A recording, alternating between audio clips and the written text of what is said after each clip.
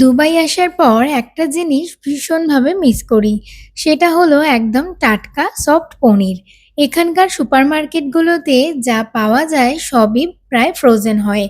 এখনো অবধি আমার চোখে দেখা কোনো সুপারমার্কেটে ফ্রেশ পনির বিক্রি হতে আমি দেখিনি।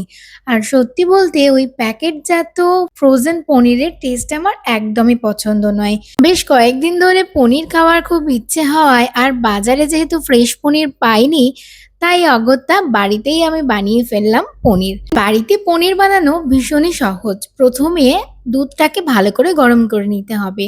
এরপর একটা বাটির মধ্যে ভিনিগার আর জলের একটা মিশ্রণ বানিয়ে নিতে হবে। তোমরা চাইলে ছানা কাটানোর পাউডার বা লেবুও ইউজ করতে পারো। আমি এখানে ভিনিগার ইউজ করেছি। দুধটা ফুটে উঠলে আস্তে আস্তে ওই মিশ্রণটা দিয়ে আর দুধটা নাড়তে থাকতে হবে। তার কিছুক্ষণের মধ্যেই দেখবে দুধ কেটে ছানা হয়ে গেছে। এরপর একটা সাদা কাপড়ের মধ্যে ছানাটাকে ভালো করে ছেঁকে নিয়ে আর একটু নর্মাল ওয়াটার দিয়ে ধুয়ে নিতে হবে, যাতে ছানার মধ্যে কোনো টক ভাবটা না থাকে। তারপর ভালো করে জলটাকে নিংড়ে ফেলে দিয়ে একটা ভারী কিছু এর উপরে চাপা দিয়ে রেখে দিতে হবে ১-১.৫ ঘন্টা মতন।